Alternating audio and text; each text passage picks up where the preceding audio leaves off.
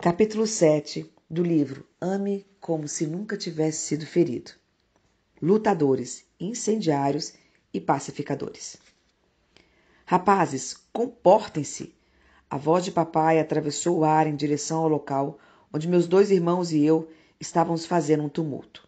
Parecia que ele sempre estava dizendo para a gente parar de bagunçar. E fiel ao seu caráter, ele seguia a ordem nos lembrando das consequências caso a gente desobedecesse. Mas meninos não deixam de ser meninos. Não me lembro exatamente como isso começou. Talvez meus irmãos e eu tenhamos começado a brigar no quarto, ou apenas tenhamos continuado uma disputa anteriormente interrompida. No entanto, começou e terminou com um estrondo. Mostrando a sua força, um dos meus irmãos mais velhos pegou meu pequeno corpo em seus braços e me jogou na parede. Eu bati direto no drywall. Foi meio engraçado ver a marca do meu corpo na parede. Nós três ficamos boquiabertos e com os olhos arregalados por causa do buraco gigantesco. Papai, é claro, não achou engraçado. Eu ouvi meu pai gritar para nós entrarmos para o quarto dele. Era o momento do julgamento. Eu sabia que merecíamos ser punidos e eu planejei levar a surra como um campeão. Meu pai era um grande homem que sempre manteve suas emoções sob controle. Eu nunca tinha visto ele perder a calma. Ele ficava chateado conosco por nos comportarmos mal, e sempre merecíamos suas palavras corretivas e qualquer punição que ele pudesse distribuir. Mas ele certamente nunca nos disciplinou com raiva, e eu admirava meu pai por isso. Dessa vez era diferente. Olhando para trás, percebo agora que provavelmente o levamos ao seu limite, causado pelas pressões de ser um pastor, o peso financeiro de cuidar de uma grande família e tentar resolver as dificuldades de certas pessoas da igreja. Papai pegou o cinto, quando meus dois irmãos e eu nos alinhamos na frente dele. 3 sujeitos culpados. Eu sabia que merecia o que estava por vir, mas meu pai parecia um pouco mais zangado do que o normal. Deixe-me ser claro, ele não nos açoitou até a morte ou gritou como um lunático ou qualquer coisa do tipo, mas ele estava muito bravo. Depois que nós 3 levamos nossas chicotadas, meus irmãos e eu saímos da sala, doloridos e envergonhados. Juramos a nós mesmos que nunca mais iríamos brigar em casa de novo. 1 hora depois, enquanto estávamos brincando, ou algo assim, nosso pai gritou: Rapazes, voltem para o quarto. Meu estômago afundou. Ainda estamos encrencados? Será que a surra não foi o suficiente? Meus irmãos e eu trocamos olhares confusos e lentamente nos arrastamos de volta ao quarto dele. Eu nunca vou esquecer o olhar no rosto de papai. Seus olhos estavam vermelhos de chorar e pesados de tristeza. Eu entenderia muito bem essa mesma expressão de pai muitos anos depois. Eu estava confuso. Nós fizemos algo errado? E então veio o mais comovente ato de humildade que eu já havia experimentado de pai para filho. Enquanto nós 4 estávamos em círculo, papai caiu de joelhos. Lágrimas começaram a escorrer por sua face. Soluços profundos e dolorosos saíram de seu corpo trêmulo. Me desculpe, ele gaguejou. O papai de vocês errou. Eu perdi a paciência e não deveria ter feito isso com vocês. Papai sempre insistiu que nos desculpássemos um com o outro, nos fazendo dizer me desculpe por roubar um brinquedo ou por xingar alguém. Mas lá, na nossa frente, com os joelhos dobrados no carpete, tratava-se de um grande homem, nosso pai, desculpando-se conosco. Embora eu fosse um garotinho, sabia em meu coração que não poderia ter sido fácil para ele admitir que estava errado. Essa imagem memorável de humildade deixou uma marca em nossas vidas. Era uma cena que nenhum de nós jamais esqueceria. Meus irmãos olhamos para ele congelados. As nossas lágrimas caíram em nossos rostos. Não havia nada a fazer além de chorar. Meus irmãos e eu nos aproximamos e abraçamos nosso pai com força. O Espírito de Deus estava naquele quarto conosco, empunhando seu poder em um momento de perdão, de raiva descontrolada e de vidas mudadas para sempre. Anos depois, percebi em primeira mão o que meu pai estava passando. Minha própria dificuldade em lidar com a rebelião dos meus filhos e uma casa cheia de batalhas verbais que seguiam causando destruição, muito depois que a última palavra tinha sido dita. Eu odiava o que estava acontecendo com a nossa família. Eu odiava o que estava acontecendo comigo. Você se lembra de um momento em que você perdeu o controle do seu temperamento? Talvez você tenha gritado com seu filho. Talvez até escorregado em um palavrão, e isso apagou a luz do seu dia. Talvez você já estivesse no limite ao dirigir para a casa do trabalho. Então alguma pessoa lhe fechou e você começou a gritar com ela e andar com o carro colado ao dela. Talvez, depois de algumas noites consecutivas de pouco sono, você explodiu em um grito com sua esposa. Ou você tenha ficado tão fora de controle que tenha feito algo físico, jogado algo em alguém, esmurrado uma parede ou quebrado uma janela. Todos nós já estivemos nesse lugar de alguma forma. É normal ficar com raiva e querer fazer algo sobre isso, mas não podemos nos posicionar para amarmos como se nunca tivéssemos sido feridos, se somos governados por nossos temperamentos. Efésios 4:26 nos diz: irai-vos e não pequeis. Não se põe o sol sobre a vossa ira. A raiva não é pecado, a falta de controle é. O versículo seguinte adverte: não deem lugar ao diabo. Quando nos apegamos à raiva, quando cuidamos dela, quando nos prendemos a ela, quando pensamos sobre e sonhamos com ela, nós damos lugar ao diabo. A palavra grega traduzida como lugar ou ponto de apoio é topos, que significa oportunidade. É daí que vem a palavra topografia. Quando vivemos com raiva não resolvida, o inimigo ganha terreno em nossos corações. Nós damos oportunidade e autoridade ao inimigo. Assim, como o diabo cresce pela divisão, ele também funciona muito bem em um ambiente de raiva. Não dê ao inimigo qualquer território para montar o seu acampamento. A ira é vizinha do perigo. A melhor cura para administrar sua ira é tardar-se.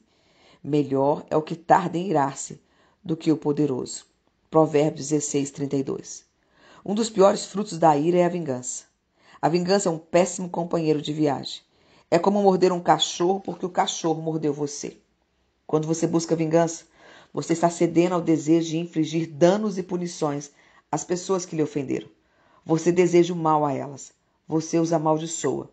Você pode até querer que elas morram. A vingança é realmente o pior estágio da falta de perdão. Ela roubará a criatividade, a energia positiva e a alegria que você precisa para viver bem. Deus promete vingar-se de seus inimigos. O que é mais crucial para você é o modo como você lida com a sua sede de justiça. Então, controle a sua ira. Seja tardio em responder. Mantenha seu espírito sob controle. A Bíblia ensina que a ira do homem não produz a justiça de Deus. Tiago 1:20. Às vezes tentamos resolver nossos problemas desencadeando a raiva. A verdade é que essa emoção descontrolada nunca produzirá um comportamento correto. O amor não se irrita facilmente. As pressões da vida tendem a despertar nossas mais profundas emoções. Em tais situações, somos vulneráveis ao que chamo de um momento desprotegido. Tudo que você precisa é de alguns minutos, ou mesmo alguns segundos, e você pode perder sua reputação, seu testemunho, seu ministério ou seus relacionamentos. Davi quase perdeu o trono por causa de um momento desprotegido. Um momento desprotegido pode mudar a sua vida. Você pode fazer perder o seu testemunho, pode lhe fazer perder a unção, pode lhe fazer perder o emprego, pode fazer você ir para a prisão, sufocar o movimento do Espírito Santo em sua vida. Pode e fecha a porta para milagres. Pode cortar o fluxo de bênçãos. Um momento desprotegido quase custou o trono de Davi. Antes de Davi ser coroado rei de Israel, ele foi um fugitivo em seu próprio país. Ele estava fugindo do rei Saul. Embora Davi fosse ungido rei durante o reinado de Saul, ele não subiu ao trono imediatamente. Ele foi ungido aos 17 anos, mas não foi coroado até os 30 anos de idade. Enquanto seu 30º aniversário se aproximava, o relógio estava correndo e nenhuma das promessas de Deus havia se concretizado na vida de Davi. Como Deus pode dizer uma coisa enquanto as circunstâncias da sua vida dizem o contrário? Muitas vezes, antes de chegar ao seu destino, você experimentará o oposto do que deseja. Não só isso, mas às vezes você será testado logo antes de virar a esquina para receber o que Deus prometeu. Antes de Davi ser coroado rei de Israel, ele e seu bando de rebeldes acamparam em terras de propriedade de Nabal, um homem muito rico. Nabal era casado com uma mulher muito bonita e inteligente chamada Abigail. Embora este homem tenha agido tolamente, sua esposa usou o discernimento para honrar a Davi e os homens de Deus. Os homens de Davi haviam decidido proteger e guardar os pastores de Nabal. Em vez de pedir pagamento em dinheiro, eles pediram comida para reabastecer suas forças. Nabal agiu exatamente como seu nome, que significa tolo. Ele se recusou dar qualquer alimento a eles. Adicionando insultos à injúria, ele acusou Davi de ser um servo que havia se separado de seu mestre. Em outras palavras, ele chamou Davi de um ninguém. Ao rejeitar Davi, Nabal o insultou. Quando os homens de Davi relataram o que havia acontecido, Davi ficou furioso. Neste momento desprotegido, reuniu 400 dos seus mais ferozes guerreiros. Ponham suas espadas na cintura. Vamos pegar esse Nabal. E que Deus castigue, e que o faça com muita severidade, caso até amanhã eu deixe vivo um só do sexo masculino de todos que pertencem a Nabal. Quantos de vocês chegaram a um ponto de explosão em sua vida? Estresse no trabalho, problemas de saúde, problemas no casamento, toneladas de roupas para lavar, crianças gritando e chefes antipáticos. Então, algo acontece que faz você perder a cabeça. Quando a pressão aumenta e nossas reservas emocionais e mentais estão se esvaziando, basta uma conversa, uma cutucada em nossa ferida, uma pessoa nos envergonhando ou um comentário doloroso e podemos rasgar alguém em pedaços. Talvez não fisicamente, mas por meio de nossas palavras ou ações rancorosas. A emoção humana é imprevisível, e os cristãos certamente não estão isentos daqueles momentos em que as pressões da vida trazem nossas emoções mais cruéis e profundas. Pense sobre isso. Como fica seu nível de paciência quando o estresse é maior? Ou quando a conta bancária está diminuindo? Ou quando seus adolescentes estão aprontando?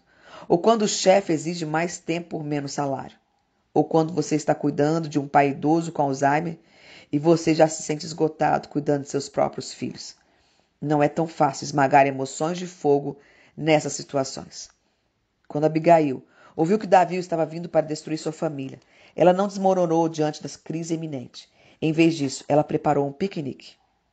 Abigail cuidadosamente ajustou seu tempo e foi ao encontro de Davi. Ela preparou uma incrível refeição de pão, vinho, cordeiro e bolo.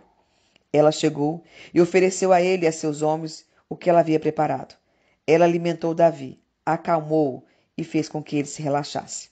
Deus colocou Abigail na vida de Davi para impedi-lo de fazer algo que mataria seu destino. Eu acho que Deus sempre coloca uma Abigail em nossas vidas. Pode ser um amigo, um cônjuge, um pastor, um telefonema ou mesmo uma criança. E esta Abigail irá apaziguar-lhe. Talvez você tenha uma Abigail em sua vida. Se não, quero apresentar-lhe alguém que sempre estará presente para você, o Espírito Santo. O Espírito Santo quer interceptar seus momentos desprotegidos. Assim que você estiver pronto para afrontar alguém, o Espírito pode sussurrar em seu ouvido: solte a espada. Seja qual for o desafio que estiver diante de você, saiba que é uma distração projetada para o inimigo, para lhe afastar do seu destino. Se Davi tivesse ignorado a interceptação de Abigail, isso teria estragado tudo, e ele não teria sido coroado rei de Israel. Esteja ciente de seus momentos desprotegidos. Nunca responda às picadas de tornozelo de um homem menor. Não se sinta como se tivesse que descer ao mesmo nível. Deus vai lidar com pessoas assim. Uma coisa surpreendente sobre essa história é que Nabal morreu algumas semanas depois. Davi se casou com Abigail e ele acabou se tornando um grande rei. Ao salvar o futuro de Davi, essa mulher garantiu o próprio futuro. Deus cuidou do inimigo de Davi. Ele quer fazer o mesmo por você. Então, quando a discussão irrompe, quando alguém faz seu sangue ferver, quando alguém que você ama diz algo ou faz algo que lhe corte ao meio, deixe o Espírito Santo entrar. Deixe que ele impeça você de fazer algo estúpido que custará a sua família, seu sonho ou seu destino. Há momentos em que somos incapazes de nos desconectar fisicamente de uma situação, mas podemos afastar nossas espadas de outra forma, calando a boca. Costumávamos cantar uma velha canção evangélica na igreja sobre como o Senhor lutaria nossas batalhas se permitíssemos que Ele o fizesse, e sempre teríamos a vitória. Você não precisa discutir com seu inimigo, você precisa se calar e deixar o Senhor lutar a sua batalha. Você não precisa afrontar as pessoas que fofocavam sobre você. Você precisa deixar que Deus lhe mostre o erro de seus caminhos. Você não precisa berrar com seus filhos porque eles fizeram algo estúpido. Você precisa ficar quieto e deixar que Deus trabalhe em suas vidas. Você não precisa lançar um "você me paga" ao seu cônjuge depois que ele ou ela disse algo doloroso. Você pode orar e dizer para si mesmo: Fique quieto. Há uma vitória em progresso nesta situação. Você provavelmente conhece a história sobre como o antigo Israel conquistou a cidade de Jericó. Não foi o resultado de seus soldados bem armados ou de suas estratégias de batalha bem calculadas. Deus prometeu a vitória de forma inusitada. Ele ordenou que o povo marchasse pela cidade uma vez por 6 dias, seguido por 7 vezes no 7º dia, durante o qual os sacerdotes tocariam os chifres e o povo gritaria. E o que é interessante, e muitos perdem esse detalhe crucial, é que antes que isso acontecesse, Josué ordenou ao povo que não levantassem a voz, que não dissessem palavra alguma. Em outras palavras, cale a boca até que eu diga o contrário. Quantas vezes você abriu a boca e causou destruição com as palavras que saíram? Talvez você tenha xingado alguém e no mesmo momento em que a primeira palavra escapou, você sabia que ela estava errada. Talvez você tenha gritado comentários dolorosos que influenciaram negativamente o que antes era uma grande amizade. Talvez você tenha repreendido um ente querido sem qualquer medida de autocontrole, e isso marcou o seu senso de identidade. Da próxima vez que você estiver tentado atingir esse estado, fique quieto. Um milagre está em progresso. Lembre-se, não apenas dizer a coisa certa no lugar certo, mas muito mais difícil de dizer a coisa errada no momento tentador. Jesus disse: Bem-aventurados os pacificadores, pois serão chamados filhos de Deus. Chega o momento em que você deve lutar pelos seus direitos e às vezes pela sua própria vida. Mas assim como há tempo para a guerra, há também um tempo para a paz. Alguns de nós somos lutadores naturais. Isso nem sempre é uma coisa ruim, mas pode não ser saudável. Eu admito, eu sou uma dessas pessoas. Se eu realmente acredito que estou certo em alguma coisa, eu vou lutar contra você até as últimas consequências. Tente roubar meu barco e vou afundar nós dois antes que eu permita que você faça isso. Pergunte a si mesmo. Quando você se encontra no meio de uma situação tensa e acalorada, como sua presença muda as coisas?